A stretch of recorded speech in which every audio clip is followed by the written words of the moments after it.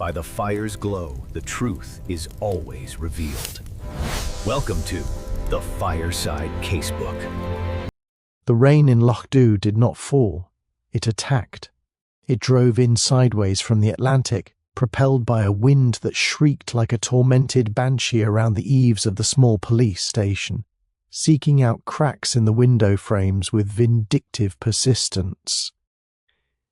Inside, Police Constable Hamish Macbeth was engaged in his favourite form of police work, studiously ignoring the telephone. He was a tall, gangling man with fiery red hair and hazel eyes that usually held a look of bovine vacuity, a carefully cultivated expression designed to make superiors underestimate him and locals trust him with gossip they wouldn't tell their own mothers. At this moment, those eyes were fixed on the roaring pot-bellied stove in the corner of the office, the only reliable source of comfort on a day when the very marrow of the Highlands felt damp. Hamish was slumped low in his chair, his long legs stretched out toward the heat. A mug of coffee, thick and black enough to tar a road, steamed in his hands. On the rug beside him lay Lugs, a small, nondescript mongrel of indeterminate lineage and deeply pessimistic temperament, who was currently sighing heavily in his sleep, dreaming, no doubt, of being chased by sheep. The phone on the desk rang again, a sharp, insistent trill. Hamish took another slow sip of coffee. It was almost certainly Mrs. Frida Fleming complaining that her neighbour's cat was looking at her chickens with murderous intent. Or worse, Detective Chief Inspector Blair from Strathbane, wanting to know why Hamish hadn't submitted the weekly report on sheep dip regulations. Neither scenario warranted leaving the stove. "It'll be bad news, Lugs," Hamish addressed the sleeping dog. "Nothing good ever rings 3 times in this weather." He waited until the answering machine clicked on, listening with mild satisfaction as Blair's voice, already strained with an anger that seemed to be his natural state, barked a demand for Hamish to call back immediately. Hamish finished his coffee. The problem with ignoring Blair, he reflected, was that the man eventually sent someone, or worse, came himself. But for now, the storm outside was Hamish's greatest ally. No one from Strathbane was going to brave the treacherous single-track road past the loch just to yell at him in person. His stomach gave a rumble that competed with the wind outside. The stove was warm, but his larder was distressingly empty, save for a tin of lukewarm beans. He needed real food. He needed the kind of sustenance that only Mrs. Wellington at the Loch Dhu Hotel could provide, preferably something involving pastry and rich gravy. Sighing with the weight of a man forced into hard labour, Hamish stood up, stretching his lanky frame. He donned his heavy police greatcoat, pulled his peaked cap down low, and nudged Lugs with his boot. "Come on, then." "Duty calls. Or rather, my stomach does." Lugs opened one eye, gave a groan of existential dread, and reluctantly followed his master out into the deluge. The walk to the Loch Dhu Hotel was short but brutal. The wind tried to rip the coat from Hamish's back, and the rain stung his face like icy needles. The village itself looked ready to wash away into the sullen grey waters of the loch. The few stone cottages visible through the murk were battened down, chimneys smoking furiously in defiance of the elements. Pushing open the heavy oak door of the hotel, Hamish was met with a wall of warmth and the comforting smells of stale beer, wood smoke and roasting meat. The lounge bar was unusually quiet.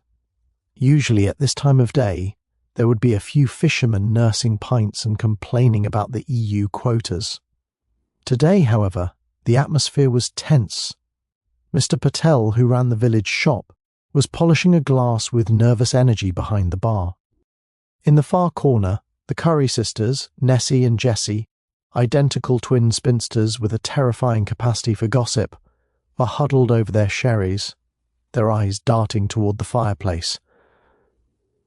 Standing before the fire, blocking the heat from everyone else, was the source of the tension.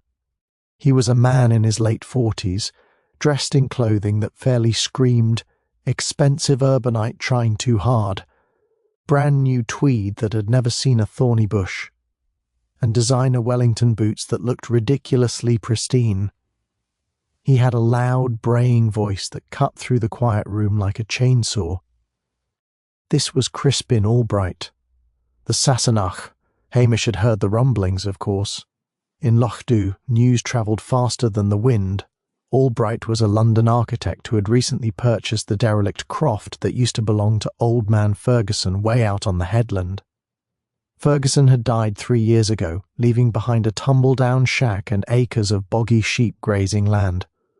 "Ah, the local constabulary," Albright boomed, turning as Hamish dripped onto the tartan carpet. He didn't offer a hand. He just looked Hamish up and down with amused condescension, taking in the shabby coat and the shivering dog. "I was wondering when someone official might show up, though I use the term official loosely, looking at the state of you." Hamish merely blinked, cultivating his best look of rural stupidity. "It's a wet day, sir," he said mildly. "Wet? It's positively biblical," Albright sneered, taking a gulp of a single malt that Hamish knew cost more per dram than his weekly grocery budget. "I don't know how you people stand it, but never mind. I'm here now to bring a bit of civilization to the wilderness." From the corner, Nessie Curry let out an audible sniff of disapproval. Albright ignored her. "I was just telling the barkeep here about my plans for the Ferguson place. I'm tearing that flea-ridden hovel down. Going to build something magnificent. Glass, steel, minimalist lines. A testament to modern living perched right on the cliffs. It will be featured in every architectural digest in the country." Hamish felt a flicker of genuine annoyance beneath his placid exterior. Old man Ferguson's Croft was a ruin, yes, but it was their ruin.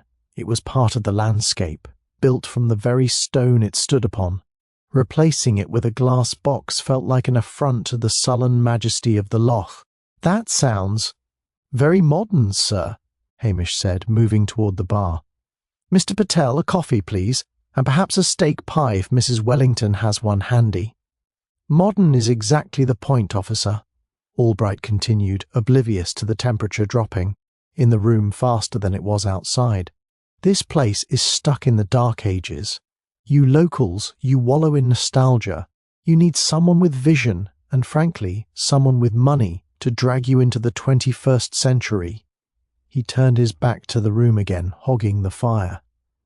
"I've already had run-ins with some of the peasantry. A dreadful little man with sheep, Angus something or other, tried to tell me I couldn't fence off the cliff path because of some archaic right to roam.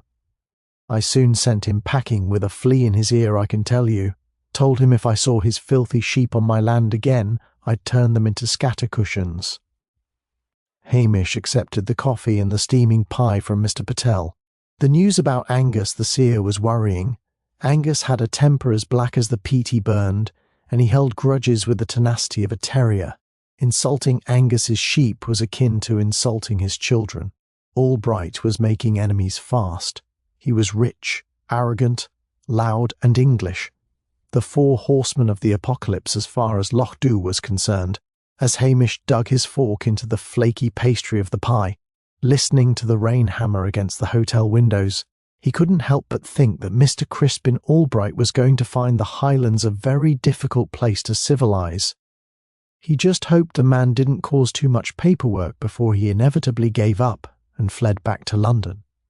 Hamish chewed slowly, letting the rich gravy warm him, his eyes half closed, already cataloguing the seething resentment radiating from the Curry sisters in the corner.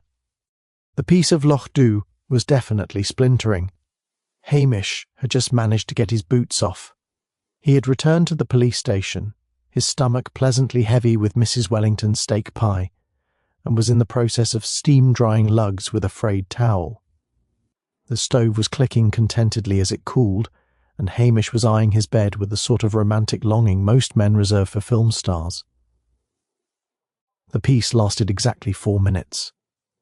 The telephone didn't just ring, it screamed. Hamish stared at it, hoping it might stop if he looked pathetic enough, but the caller was persistent. With a heavy sigh that started in his toes, he reached out a long, freckled arm and snatched up the receiver.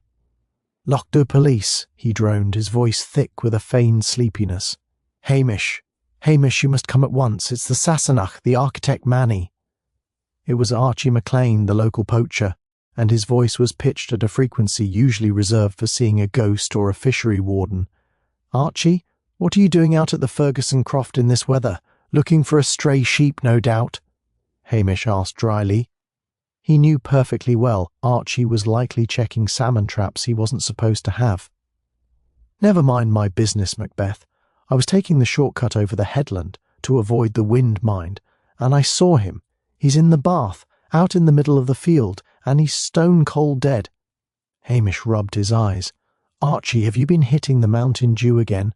Why would a man be in a bath in the middle of a gale? I'm telling ye, he's there, and he looks ridiculous, Hamish. Get up here before the tide comes in and washes the sense out of me." Hamish hung up.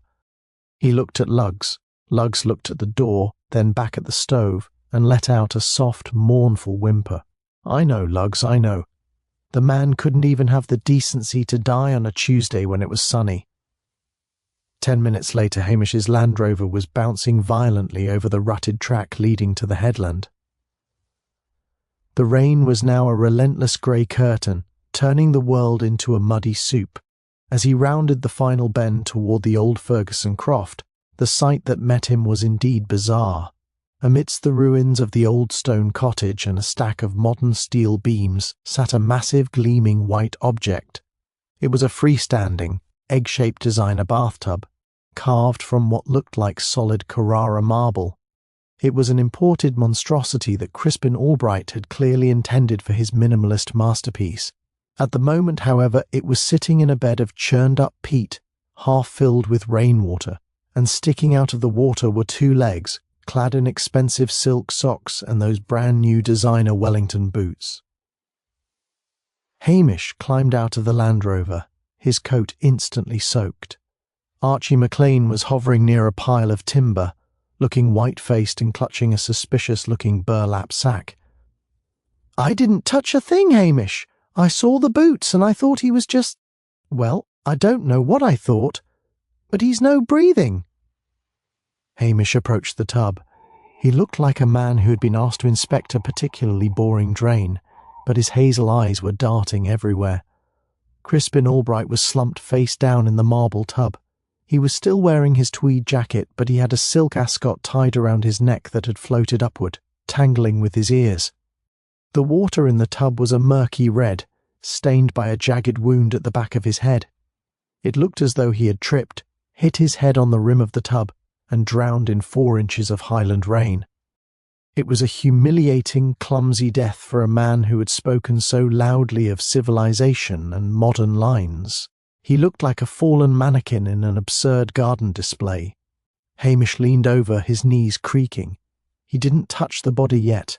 He looked at the mud around the tub. The rain was washing away the tracks, but there were deep gouges in the peat, signs of a struggle, or perhaps just the difficulty of moving such a heavy object. Then he noticed something small. Pinned under the heavy marble base of the tub was a tuft of wool. Not just any wool. Thick, oily, black-faced Cheviot wool, the kind that was prized by the local crofters. "Poor soul," Archie muttered, though there was no genuine pity in his voice. A clumsy end for a man with such a big mouth. "Aye," Hamish murmured, his eyes lingering on the way Albright's expensive watch had stopped at 4:12 p.m. "But the thing about marble tubs, Archie, is that they don't usually move themselves into the middle of a field just so a man can fall into them." Hamish stood up, his face set in a grim mask that he would quickly hide once the real police arrived. This was no simple accident. Someone had helped Crispin Albright into that tub, and they'd done it with a dark sense of irony. "Go home, Archie," Hamish said softly, "and if I find a salmon in that bag later, I'll be asking questions. For now, get out of the rain." As Archie vanished into the mist, Hamish pulled his radio from his belt. He dreaded what came next. The peaceful, lazy day was officially dead, and soon the screaming sirens of Strathbane would be tearing through the Highland silence. "Loch da de base," he sighed into the receiver. Get me DCI Blair. We've got a Sassenach in a bathtub and he's not getting out. The piece of the headland wasn't just broken, it was shattered into 1,000 jagged pieces. The silence of the Highlands was replaced by the discordant, rhythmic wail of sirens that grew louder as a convoy of vehicles from Strathbane crested the hill. 2 police cruisers and a dark, official-looking van bounced violently over the track, their suspension screaming in protest. Out of the lead car stepped a man who looked like an overripe tomato stuffed into a cheap suit. Detective Chief Inspector Blair did not so much exit a vehicle as erupt from it. His face was already a worrying shade of purple, his eyes bulging with the exertion of having survived the 40-minute drive on single-track roads. Behind him trailed Detectives McNabb and Anderson, looking like 2 weary hounds following a particularly aggressive bulldog. Blair took 1 step into the Highland peat and immediately sank ankle-deep into a cold, black puddle. "Damnation!" he roared, his voice echoing off the cliffs. "Macbeth, you long-legged streak of misery, look at this, look at my shoes!" Hamish, who was standing under a dripping larch tree with lugs, touched the brim of his cap with agonizing slowness. "Good evening to you, sir. It's a bit soft underfoot, as I believe I mentioned on the radio." "Don't you start with your soft underfoot nonsense." Blair stomped toward the marble tub, each step accompanied by a wet, squelching sound that seemed to fuel his rage.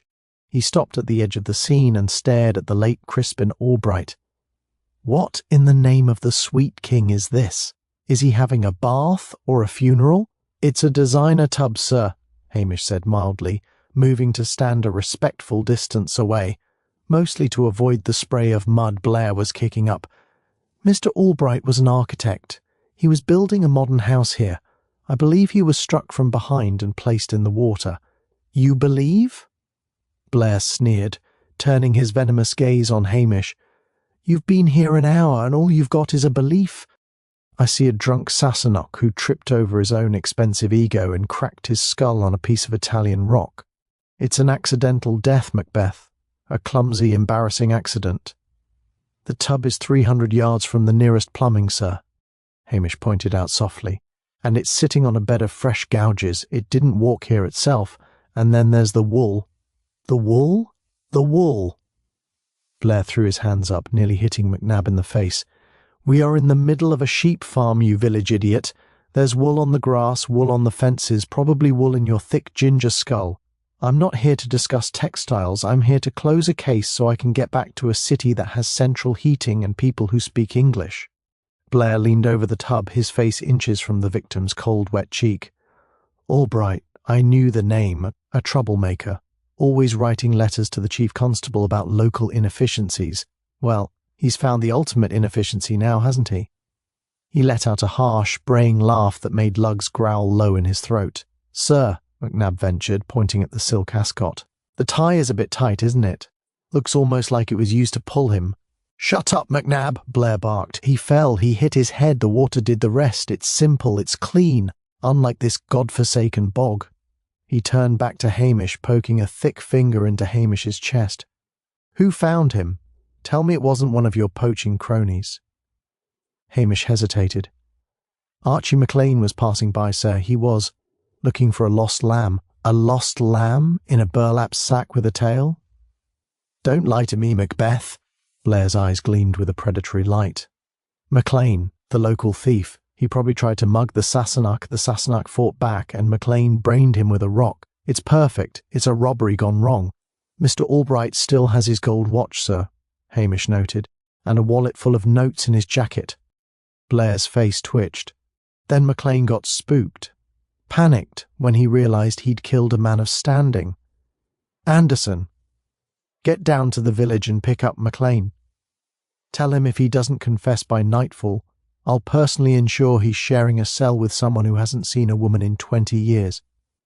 "But sir," Hamish said, his voice dropping into that deceptively humble Highland lilt, "Angus the seer was having a terrible row with Mr. Albright just this morning. Threatened to turn his sheep into scatter cushions, the architect did. Angus doesn't take kindly to threats against his livestock." Blair rolled his eyes so hard it looked painful. Angus the seer, the man who claims he can see the future in a bowl of porridge. You want me to arrest a local lunatic because of a row about sheep? No, Macbeth. This is the work of a criminal element. MacLean is our man. You, he jabbed his finger again, stay out of the way. Don't touch anything, don't think. Just stand there and look like the useless Highland ornament you are. I'm taking over. Blair turned his back, already barking orders at the forensics team, who were struggling to keep their equipment dry. Hamish stood in the rain, watching the DCI stomp around the crime scene, obliterating footprints and ignoring the subtle story the mud was trying to tell. Hamish looked down at Luggs. He's going to arrest Archie, Luggs. And Archie, for all his faults, wouldn't kill a man and leave him in a bathtub. It lacks style. Luggs let out a short, sharp bark of agreement.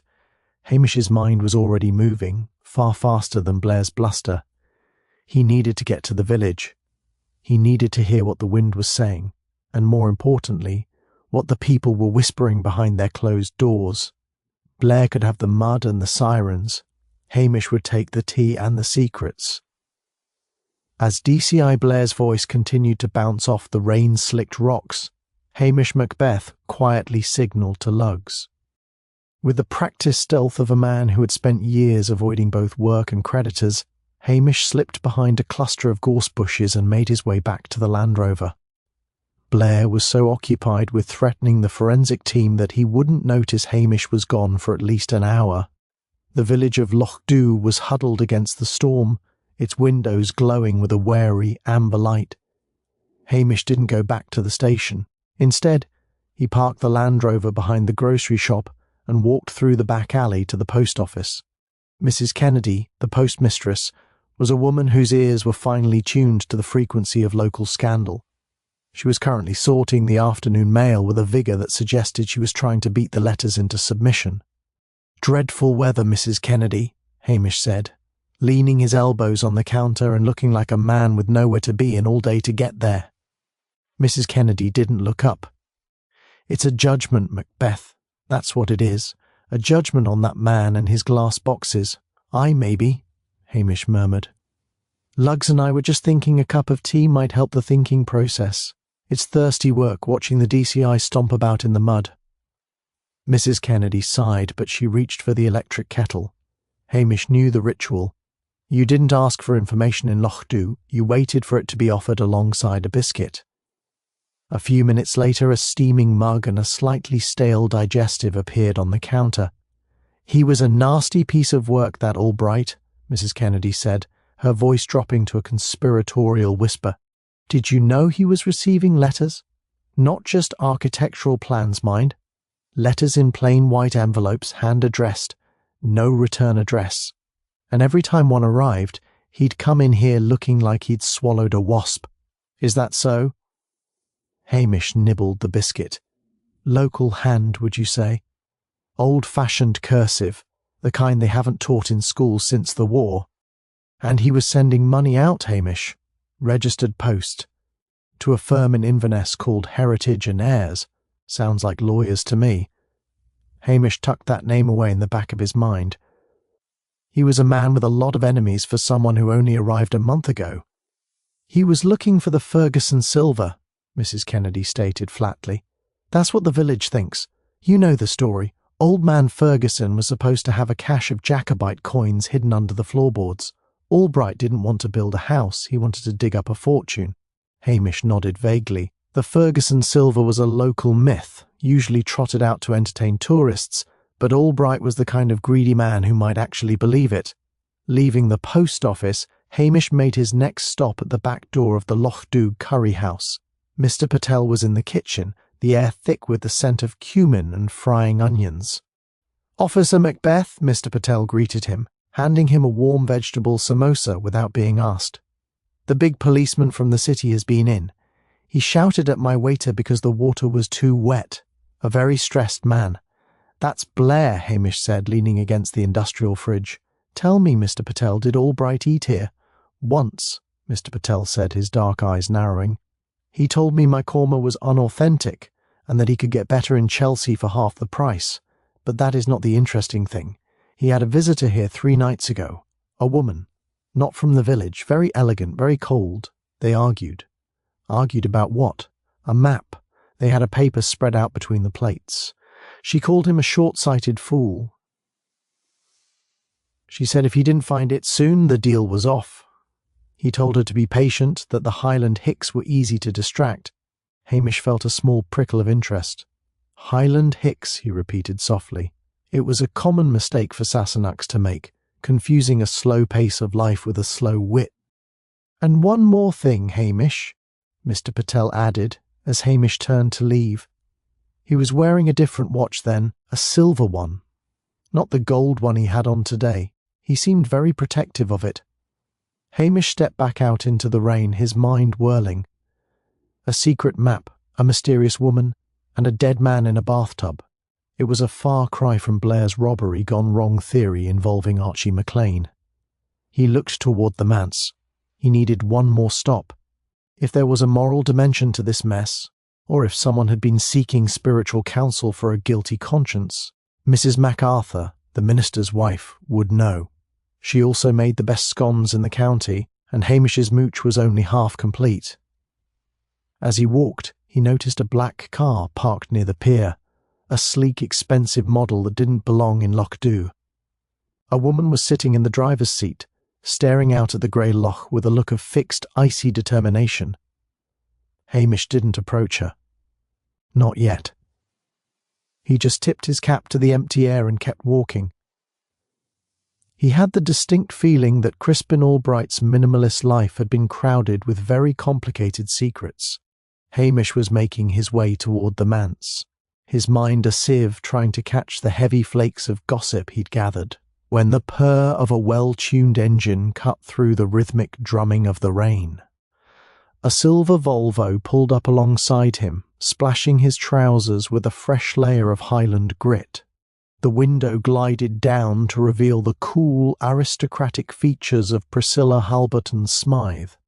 Her blonde hair was perfectly coiffed, unaffected by the humidity that had turned Hamish's red locks into a damp, frizzing hedge. To Hamish, she always looked like an inhabitant of a different, cleaner planet, one where people didn't have to worry about sheep dip or DCI Blair's blood pressure. "You look particularly drowned, Hamish," Priscilla said, her voice carrying that effortless lilt of the finishing school and the hunting lodge. "It's a wet one, Priscilla," Hamish replied, leaning against the car door, heedless of the mud he was transferring to the paintwork. "The kind of rain that gets into your very soul and stays there until July. I heard about the man in the bathtub. The whole village is talking about nothing else. My father is positively delighted. He says the man was a dreadful bore who didn't know a grouse from a garden gnome." Hamish sighed. "The victim was Crispin Albright. He didn't have many friends here, it seems. Did you know him?"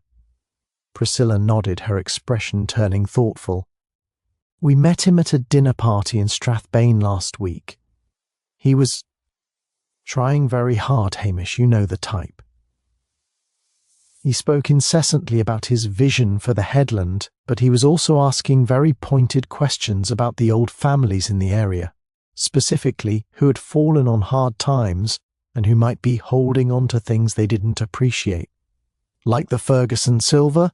Exactly. But there's something you should know about Crispin. He wasn't the high-flying architect he claimed to be. My cousin in London says his firm went into receivership 6 months ago. He wasn't here to build a masterpiece. He was here because he was desperate." Hamish straightened up, his interest piqued. Desperate men do desperate things. But why the bathtub? It seems a very dramatic way to die. Priscilla looked out at the grey expanse of the loch. "That's just it. In those circles, the ones Crispin was trying to break into, humiliation is worse than death. Being found face down in an expensive tub in the middle of a muddy field? That's a statement. It's someone saying, you don't belong here and your pretensions are ridiculous." "A local statement?" Hamish asked. "Or a very personal one," Priscilla countered. "By the way, did you see the woman in the black car by the pier? That's Penelope Albright, his ex-wife. or rather the woman he thought was his ex-wife. Apparently, the divorce papers were never quite finalized because of some dispute over a family trust. "She's a formidable woman, Hamish. She makes my father look like a pacifist." Hamish looked back toward the pier. The black car was still there, a dark, silent sentinel in the rain. Mr. Patel said they were arguing over a map. "Penelope is an antiquarian," Priscilla added, shifting the car into gear. "She specializes in Jacobite history. If there really is silver under that croft, she'd know how to find it, and she wouldn't let a little thing like a marriage or a murder stand in her way." She looked at Hamish, her blue eyes softening for a fleeting second. "Be careful, Hamish. Blair is looking for a scapegoat, and these people are playing a much nastier game than Archie McLean poaching a few salmon. Come by the house later? I'll have Mrs. Graham make those savoury scones you like." "I might just do that, Priscilla. Thank you." As the Volvo drove away, Hamish felt the familiar dull ache in his chest. Priscilla was his sounding board, his link to a world he understood but despised, and a constant reminder of the life he could never quite reach, and wasn't entirely sure he wanted. He looked down at Lugs, who was shivering. Antiquarians and bankrupt architects, Lugs. It's a long way from sheep stealing, and if Penelope is as formidable as Priscilla says, she's not going to be broken by Blair's shouting. Hamish turned away from the manse. He had enough information for now. He knew Albright was a fraud, his ex-wife was a treasure hunter, and someone in the village had a very dark sense of humour regarding Marble's sanitary ware. But as he walked, his mind kept returning to the tuft of oily wool he'd seen pinned under the tub. It didn't fit the London elite narrative. It was a Highland clue, brutal, simple, and smelling of the earth. He needed to find Angus the seer. If anyone knew about the humiliation of the Sassenach, it would be the man who treated his sheep like royalty and the rest of the world like an intrusion. The undercurrent of darkness was pulling harder now. The lazy constable was gone. In his place was a man who knew that in the Highlands the oldest grudges were often the ones that bled the freshest. The Lochdur police station, usually a sanctuary of dust and silence, had been transformed into a humid war room. DCI Blair had commandeered Hamish's desk, which was now buried under half-eaten ham sandwiches, cigarette ash, and a stack of forensic baggies. "Step aside, Macbeth," Blair barked as Hamish entered, trailing water across the floor. "The heavy lifting is done. While you were out communing with nature, my team has secured the culprit. McNab, bring him in." Hamish watched with a sinking heart as McNab and Anderson led a handcuffed Angus the seer into the room. The old crofter looked less like a murderer and more like a disgruntled mountain goat. His wild grey beard was matted with rain, and his eyes flickered with a mixture of confusion and ancient Highland rage. "I found the motive, the opportunity, and the physical evidence," Blair announced, slapping a plastic bag onto the desk. Inside was a clump of oily black-faced wool. "Matches the sample found under the tub perfectly. We found this in the suspect's shed, along with a heavy iron pry bar that still has traces of white marble dust on it." Angus let out a low guttural growl. "I told ye great red-faced bag of wind. That bar was for levering stones out of the south pasture. And the wool? I'm a sheep farmer. Finding wool in my shed is like finding stupidity in your head. It's the natural state of things." "Quiet, you," Blair slammed his hand on the desk. "You threatened to turn the victim into a scattercushion in front of half the village. You were seen arguing with him on the headland. You hated his modern vision because it interfered with your grazing. You brained him, pushed him into his own fancy bathtub to mock him, and thought the rain would wash away the truth."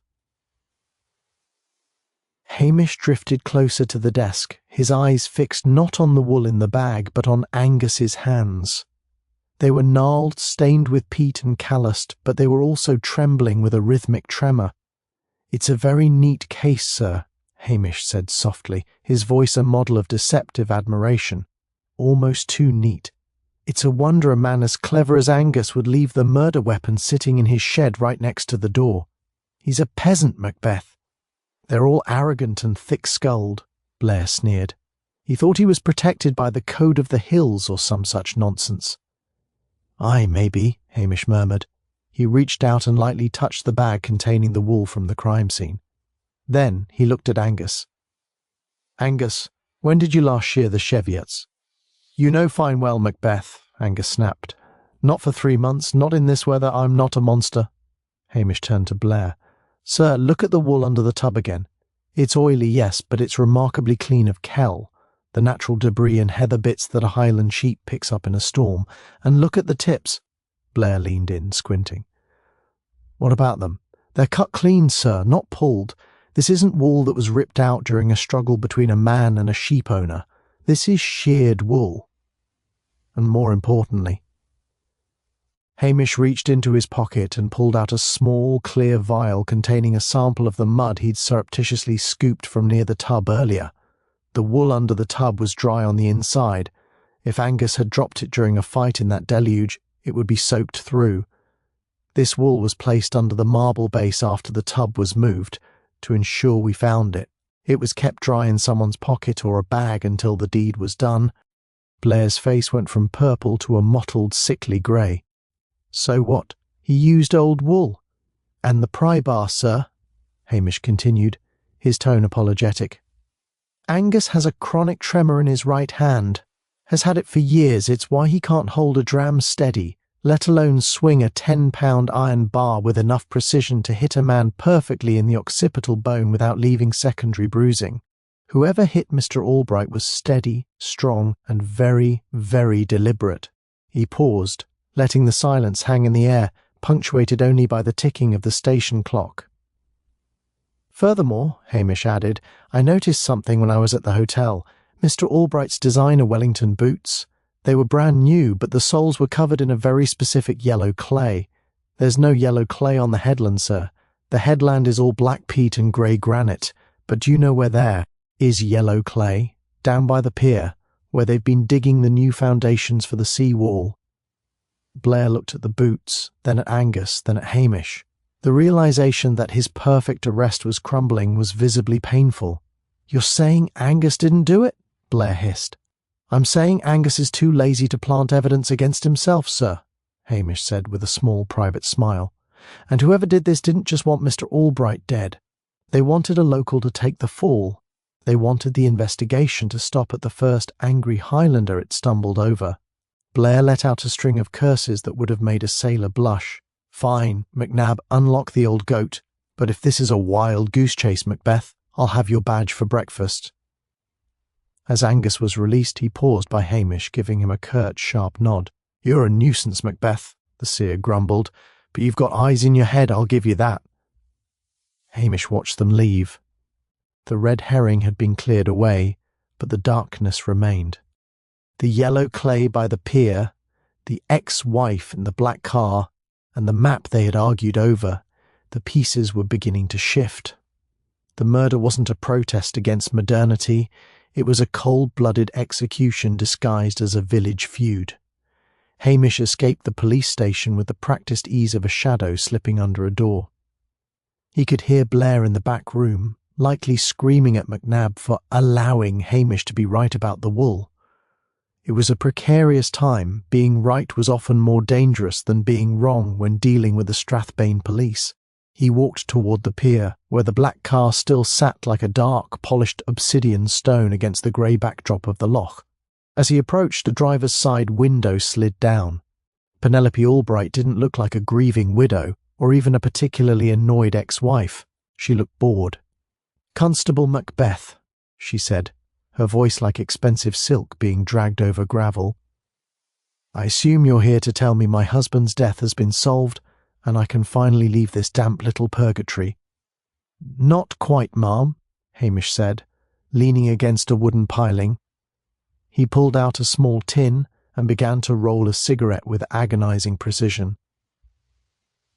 The DCI thought it was a local crofter, but the wool was too clean. It seems someone went to a great deal of trouble to make it look like a Highland feud. Penelope gave a sharp, cold laugh. Crispin was his own worst enemy. He had a talent for making people want to throw things at him. But a marble bathtub? That's almost poetic. He always wanted to be surrounded by expensive things. "Mr. Patel says you were arguing over a map," Hamish noted, squinting through the smoke of his cigarette. "Something about heritage and heirs?" Penelope's eyes sharpened. For the first time, the boredom vanished. "Heritage and Heirs isn't a firm of solicitors, Constable. It's a genealogical investigation service. Crispin didn't come here to build a house. He came here because he'd found a flaw in the village's history." "A flaw?" "Loch Dubh prides itself on its continuity, doesn't it? The same families for 300 years. But Crispin discovered that the original 18th century deeds for the harbour land, the land where the pier, the hotel, and half the shops sit, were never legally transferred after the Highland clearances. He'd tracked down the true heir to the land. Himself." Hamish felt a cold lump form in his stomach. This wasn't about a treasure map or a Jacobite myth. It was about survival. If Albright had proven he owned the ground the village stood on, he could have levelled the place or charged rents that would have turned everyone into paupers overnight. "He wasn't an architect," Penelope continued, tapping a manicured nail against the steering wheel. "He was a professional claimant. He bought up lost titles and deeds, then squeezed the inhabitants until they broke. He called it land optimization. I called it legalized theft. And the map? It showed the exact boundaries. He was going to serve notice on the village council this Friday. He was particularly excited about the hotel. He said it would make a charming garage for his modernist villa." Hamish looked back at the village. He thought of Mrs. Wellington's steak pies, Mr. Patel's quiet shop, and the Curry sisters' sherries. Everything that made Loch Dubh a home was built on that disputed ground. In the Highlands, land wasn't just dirt, it was identity. "One more thing, Mum," Hamish said. "The yellow clay. Your husband had it on his boots. There's a lot of it over there, where they're digging the new seawall foundations." Penelope glanced at the construction site. "He spent all of yesterday morning there. He was gloating, I imagine, telling whoever was working that they were digging on his property." Hamish thanked her and walked toward the pier's edge. The yellow clay was indeed everywhere near the foundations, but as he looked at the churned-up earth, he saw something else. Discarded thermos, a pair of heavy work gloves, and a pile of iron pry bars exactly like the one found in Angus's shed. The motive wasn't money, and it wasn't just a grudge. It was the desperate act of someone protecting the only world they knew. But who had been working on the sea wall? The village council used local volunteers to keep the costs down, meaning nearly every able-bodied man in Loch Dubh had been there at some point.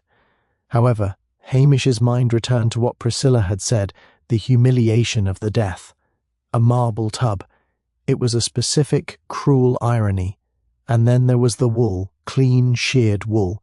He remembered seeing a specific person earlier that day, someone who had been very helpful in pointing out Albright's arrogance, someone who had access to the hotel, the construction site, and, most importantly, someone who had a very large supply of sheared wool, because they also ran a small craft weaving business on the side.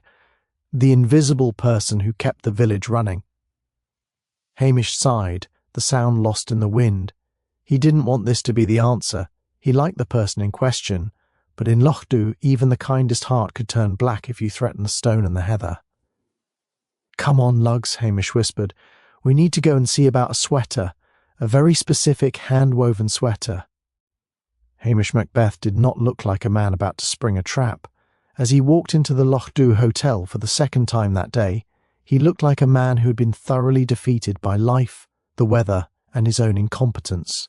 He slumped into a chair by the bar, his red hair plastered to his forehead, and let out a sigh so heavy it seemed to rattle the optics. "A double whiskey, Mr. Patel," Hamish groaned, resting his head in his hands.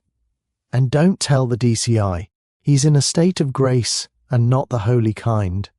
Mr. Patel poured the drink, his eyes sympathetic. "No luck with the investigation, Hamish." "Worse than no luck," Hamish said, loud enough for his voice to carry to the corner where Maggie Ross, the village's premier weaver, and the quiet secretary of the local council was sitting with her knitting. Blair is convinced it was Angus, but now that the wall has been proven wrong, he's looking to blame me for contaminating the scene. He says if I don't find the real map by tomorrow morning, I'm being transferred to the traffic division in Glasgow. Maggie Ross's knitting needles paused for a fraction of a second, a tiny metallic clack, before resuming their rhythmic dance. Maggie was a small grey-haired woman with a face like a dried apple and eyes that missed nothing. She was the one who organised the village fetes, kept the council minutes, and sold hand-woven Cheviot wool sweaters to tourists. "The map, Hamish?" Maggie asked, her voice soft and steady. "I thought the poor man's papers were all at the Croft."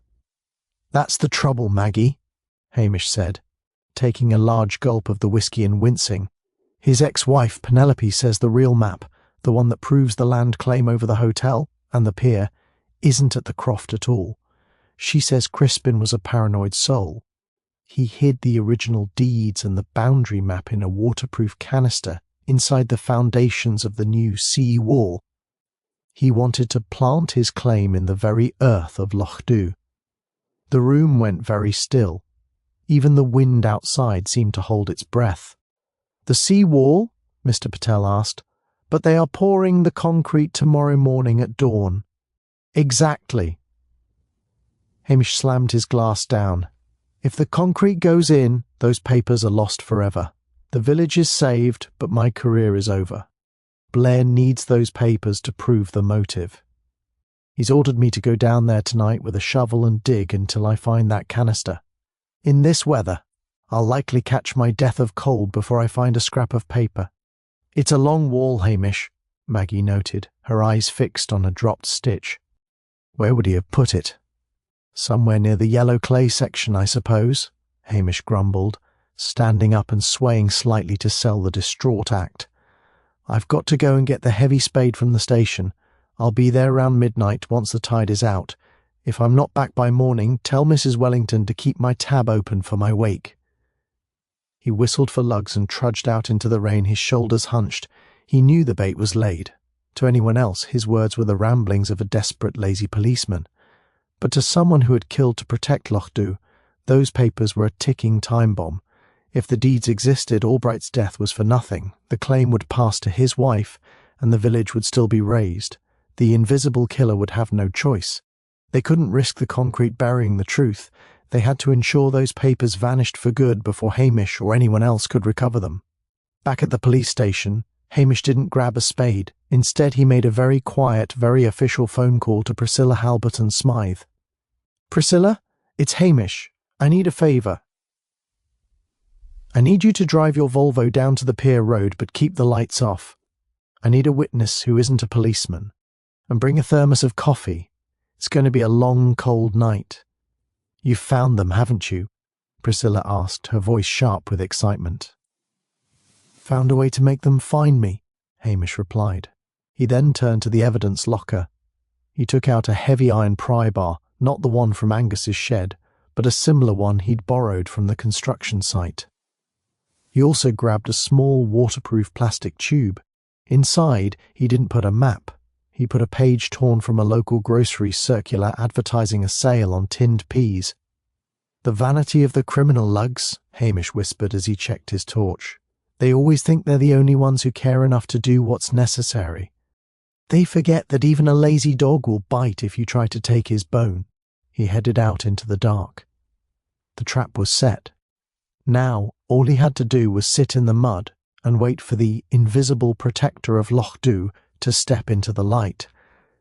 The midnight tide had retreated, leaving the Loch Dhu pier looking like the skeleton of a great salt-crusted beast. The rain had settled into a fine, freezing mist that clung to the skin like a shroud. Hamish Macbeth sat huddled in the lee of a rusted excavator, his greatcoat pulled up to his ears. Lugs was tucked firmly inside the coat, his warm weight the only thing keeping Hamish's blood from turning to slush. For 2 hours, there was nothing but the sound of the Atlantic sucking at the mud and the distant rhythmic blink of the lighthouse. Then, a soft scuff of a boot on gravel. A figure emerged from the gloom, shrouded in a heavy, dark oilskin. It moved with surprising agility for its size, navigating the treacherous yellow clay near the seawall foundations with the familiarity of a cat. The figure carried a heavy flashlight but didn't switch it on.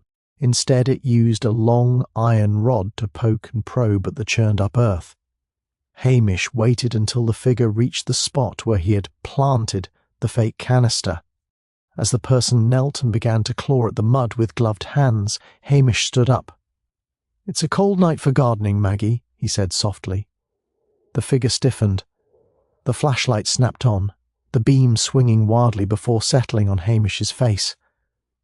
Maggie Ross stood up, her small frame looking deceptively fragile against the backdrop of the dark loch. But her eyes, usually so mild behind her spectacles, were hard and bright with a desperate, feverish light. "Hamish," she whispered, her breath hitching, "you should have stayed by the fire, man. You were always too nosy for your own good." "I wish I had, Maggie, truly," Hamish said, stepping out from the shadow of the excavator. "I didn't want it to be you, but the wool was the giveaway. It was too clean, sheared, not pulled. It was the wool you use for your premium Cheviot wraps, and you were the only one who knew exactly what Albright was planning because you handle the council's correspondence." Maggie let out a sharp, jagged sound that might have been a laugh. "He was going to destroy us, Hamish. He showed me the deeds. He sat in my kitchen, drank my tea, and told me he was going to evict the Patels and turn the hotel into a private garage. He called us relics. He said the Highlands were underutilized real estate." "So you met him at the headland?" Hamish prompted. "I told him I'd show him where the old boundary markers were," Maggie said, her voice growing stronger. "He was so greedy he didn't even notice I was carrying the iron bar from the seawall project. He was looking at that ridiculous bathtub, bragging about how much it cost. I hit him once, just once. I didn't want him to suffer, but I wanted him gone." "And the bathtub?" "A bit of Highland justice," she snapped. "If he wanted to live in luxury on our land, he could die in it. I moved the tub with a lever. I'm stronger than I look, Hamish. Years of working the heavy looms gives a woman muscles your city police wouldn't understand." She began to move toward him, the iron rod held low at her side. "Give me the canister, Hamish. If those papers vanish, the claim dies with him. Penelope doesn't care about the land, she just wanted the money. If the deeds are gone, Loch Dhu stays as it is. For the children, for the future." "There is no canister, Maggie," Hamish said sadly. "I made it up. Albright kept his papers in a safe deposit box in London. I just needed to see who would come to dig them up." Maggie's face contorted. The invisible secretary, the kind weaver who had made Hamish's favourite winter scarf, vanished. In her place was a woman who had crossed a line she couldn't uncross. With a cry of frustrated rage, she lunged at him, swinging the iron rod with a strength that would have cracked Hamish's skull like an eggshell. But Hamish Macbeth was not the lazy peasant he pretended to be. He moved with a sudden, fluid grace, a remnant of his days as a champion wrestler in his youth. He stepped inside her swing, caught her wrist, and used her own momentum to spin her around. Maggie fought with the ferocity of a cornered wildcat, scratching and kicking, her oilskin rustling loudly in the silence. They tumbled into the yellow clay, a messy, undignified heap of flailing limbs. Hamish felt a sharp pain as her boot caught his shin, but he held on, pinning her arms behind her back with a grip like iron. "Enough, Maggie, it's over," he grunted, his face pressed into the cold mud.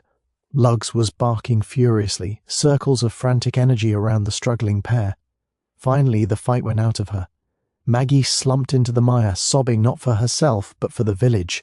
"You've ruined it," she wailed. "You've let the Sassenachs win." Hamish stood up, dripping with yellow clay and looking thoroughly miserable. He reached down and gently helped the old woman to her feet. "No, Maggie, I've just made sure that the law is the law, even in Loch Dhu." Across the road, the headlights of the silver Volvo snapped on, cutting through the mist. Priscilla had seen it all. "I'll need to call Blair now," Hamish muttered to Luggs, who was sniffing Maggie's boots with deep suspicion. "And he's going to be absolutely insufferable about the mud." The grey light of a Highland dawn was just beginning to bleed through the mist when DCI Blair's car screeched to a halt at the pier. The rain had finally ceased, replaced by a cold, biting wind that seemed intent on drying the yellow mud into a permanent crust on Hamish's uniform.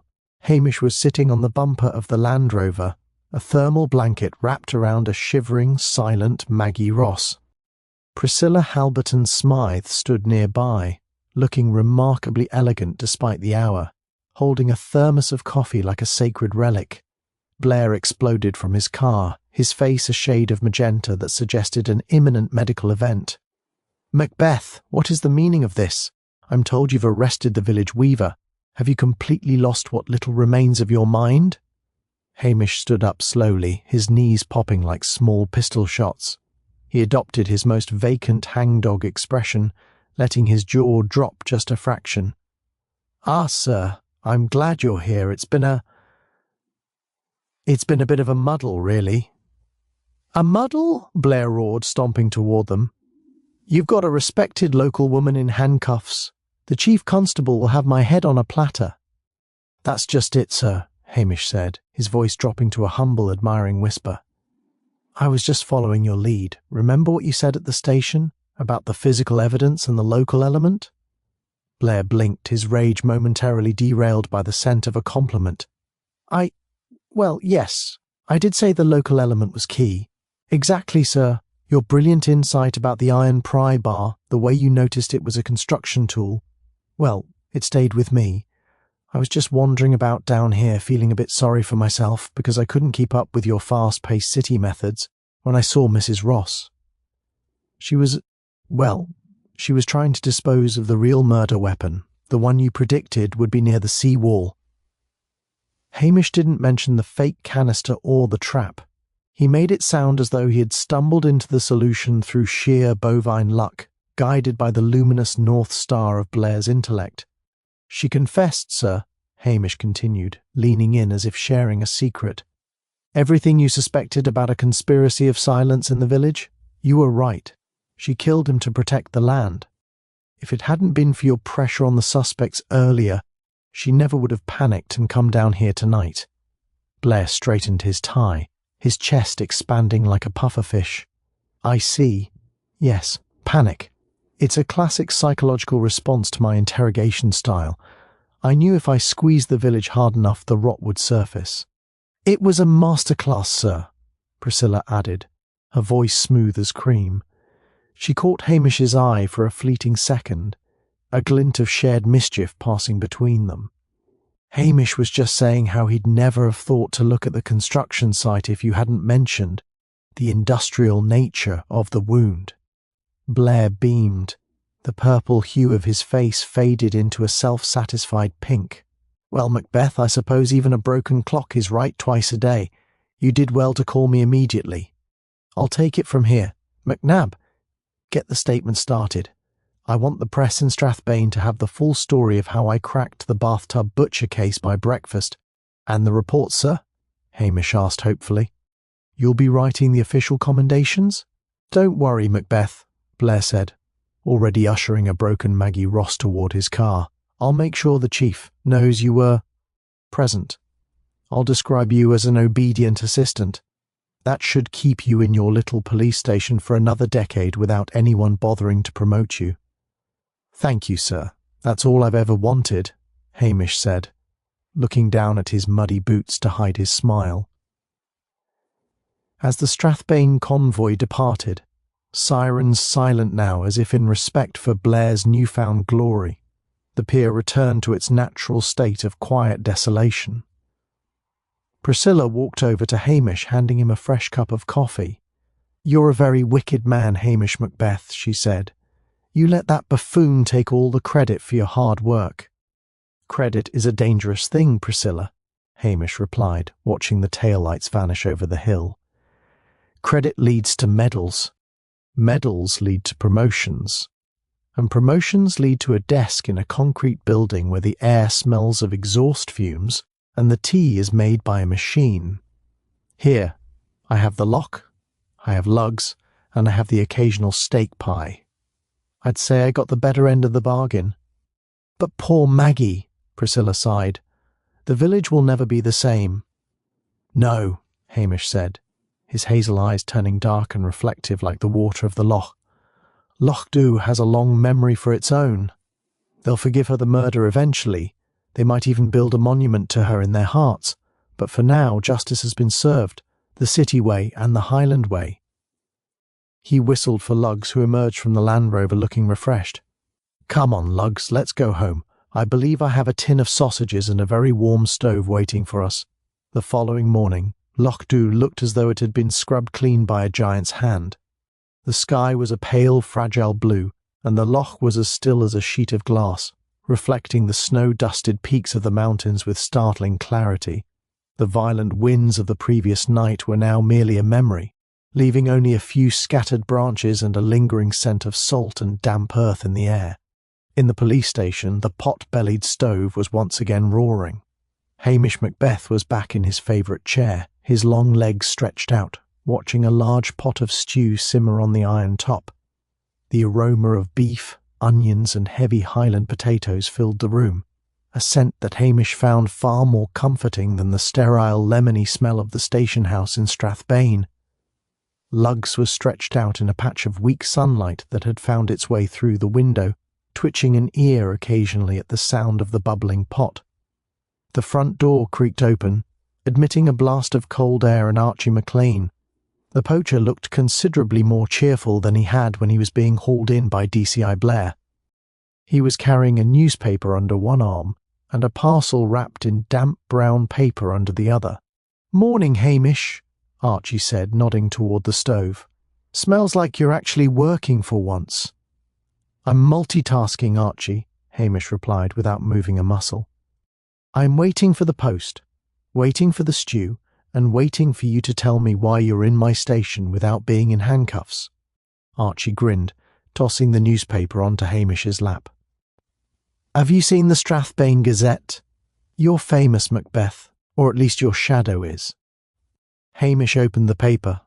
On the front page was a large, grainy photograph of DCI Blair, looking incredibly smug and patting his own stomach, as if he'd personally wrestled the killer to the ground.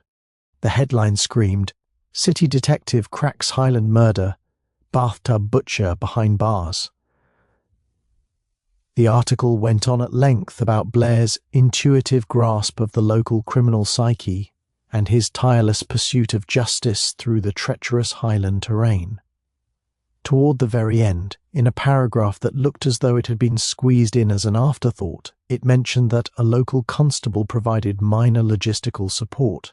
"Logistical support," Hamish murmured, a small, satisfied smile playing on his lips. "I like that. It sounds like I carried his bags." "The whole village knows the truth, Hamish," Archie said, his voice turning uncharacteristically serious. "They know it was you who saw through the wool and you who caught Maggie down at the pier, and they know you're the reason Angus isn't sitting in a cell in Inverness right now." He set the brown paper parcel on the desk. It gave a distinct wet thump. "Mrs. Wellington sent this over from the hotel. She said it's a logistical thank you for making sure she didn't lose her roof to a London architect." Hamish unwrapped the paper to find a magnificent silver-bright Atlantic salmon, clearly poached from the loch not more than 2 hours ago. It was a gift of silence and solidarity, the Highland way of saying thank you without involving the law. "I'll tell her I confiscated it," Hamish said, already imagining the salmon steaks frying in butter alongside his stew. "Aye, you do that," Archie chuckled. He paused at the door. "What will happen to Maggie, Hamish? The village? They're already talking about a defence fund. They say she was just doing what the ancestors would have done." Hamish sighed, his gaze drifting to the window. "The law is a blunt instrument, Archie. It doesn't care much for ancestors or the soul of a village. She'll serve her time, but she won't be forgotten. And Penelope Albright? She's already put the Ferguson Croft back on the market. She wants nothing to do with this place." "Good riddance," Archie spat. The Highlands don't take well to being optimized. When Archie left, the station returned to its heavy, peaceful silence. Hamish stood up and stirred the stew, the wooden spoon scraping rhythmically against the pot. He felt a profound sense of relief. The threat of Crispin Albright's glass and steel civilization had vanished, and with it, the threat of Hamish's own promotion. Blair was so delighted with his headlines that he'd likely leave Hamish alone for months, content in the knowledge that he had a useless assistant who made him look like a hero. He poured himself a fresh mug of coffee and walked to the door, Lugs trotting at his heels. They stood on the step, looking out over Loch Dhu. The village was stirring, smoke was rising from chimneys, and he could see Mr. Patel opening the shutters of the grocery shop. It was a slow, quiet life, punctuated by the occasional flash of darkness, but it was his life. "We're still here, Lugs," Hamish whispered, the cold air biting at his cheeks. Still a simple constable in a small village, just the way it should be. He went back inside, closed the door against the world, and sat down to wait for his stew to finish. Case was closed. The Sassenach was gone, and for at least one more day the peace of the Highlands was secure. The Highland winter, having briefly teased the village with a glimpse of blue sky, decided to return with a vengeance. By the following afternoon, a thick, clotted mist had rolled in off the Minch, swallowing the peaks of Sutherland and Ben Moor, and turning the loch into a cauldron of churning white soup. It was the kind of day where the boundary between the land of the living and the world of ghosts felt dangerously thin. A perfect day for a funeral, or for a policeman to disappear. Hamish was back at the headland, standing near the ruins of the Ferguson Croft. He wasn't there officially. Officially, he was supposed to be at the station filing the logistical paperwork that DCI Blair had demanded. But the air in the village felt heavy with the unspoken grief of Maggie Ross's arrest, and Hamish found he couldn't stomach the sympathetic looks from the locals or the constant questioning about whether Maggie would get a fair shake in the city courts. He watched as a flatbed truck, equipped with a heavy-duty crane, struggled to gain purchase in the yellow clay. The workers, men from Strathbane, who didn't care about Highland curses or local land claims, were there to remove the marble bathtub. "Careful with the edges, lads," one of them shouted over the roar of the wind. "The widow wants it shipped back to London, says it's the only thing of value the Burke left behind." Hamish watched the white, egg-shaped monstrosity rise into the air, dripping with mud and bits of dead heather. Suspended against the grey sky, it looked like a prehistoric egg being reclaimed by a metallic bird of prey. It was a ridiculous sight, the pinnacle of metropolitan vanity being hoisted out of a bog. "A monument to nothing," a familiar voice said. Hamish didn't turn. He knew the scent of expensive French perfume and wood smoke anywhere. Priscilla Halberton Smythe stepped up beside him, her boots clicking softly on a patch of exposed rock. "It's a bit of an eyesore, isn't it?" Hamish agreed. "I think the crows will miss it. They were using the rim as a lookout point this morning." Priscilla looked at the empty depression in the mud where the tub had sat. "I spoke to my father this morning. He's already in talks with the estate agents. He wants to buy the headland back into the Halberton Smythe holdings. He says he wants to ensure no more glass boxes ever threaten the skyline of Loch Dhu. And the deeds? The ones Albright claimed to have?" Priscilla smiled, a small, weary curve of her lips. "Penelope Albright is many things, Hamish, but she isn't a fool. Once Maggie confessed and the murder was solved, Penelope realised that pursuing the land claim would involve a decade of litigation and the active hostility of every living soul in the county. She sold the heritage and heirs research to my father for a pittance, just to be rid of it. So the village is safe," Hamish murmured. "Safe and stagnant," Priscilla countered softly, "just the way you like it. But Hamish, don't you ever wonder, if you hadn't caught Maggie, if Albright had won, Would it really have been the end of the world? A bit of modernization, a bit of money coming in. Hamish looked out at the mist, where the lighthouse was beginning its slow, rhythmic pulse. The Highlands don't need optimization, Priscilla.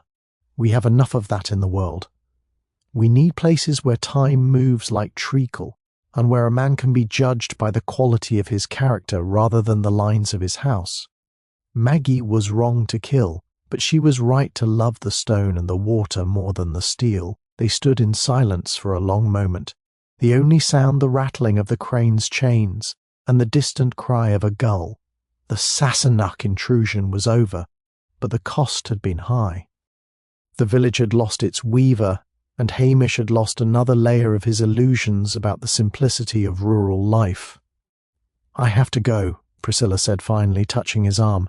"There's a dinner at the castle tonight, some developers from Edinburgh. I'll have to listen to them talk about luxury glamping and pretend I don't want to push them into the loch." "Don't do that," Hamish said with a ghost of a grin. "Blair would only send me to investigate, and I've had quite enough of mud for 1 week." As the silver Volvo pulled away, Hamish whistled for Lugs. The dog emerged from a rabbit hole, his face covered in dirt, looking thoroughly pleased with himself. "Come on, Lugs, back to the salt mines." When he returned to the station, the light on his answering machine was blinking with the manic intensity of a strobe light. He pressed the button and heard Blair's voice, now back to its usual state of high-octane irritation. "Macbeth, where are you? The Chief Constable wants a follow-up on the local cooperation aspect of the case. He's talking about a community outreach program. He wants you in Strathbane at 9 sharp tomorrow morning for a briefing. Don't be late, you ginger lout, or I'll have you directing traffic in a blizzard." Hamish stared at the machine. A community outreach program, meetings, PowerPoint presentations, commuting to the city in the dark. He looked at Lugs. He looked at the salmon Archie had brought, now chilling in the larder. Then he looked at the telephone line.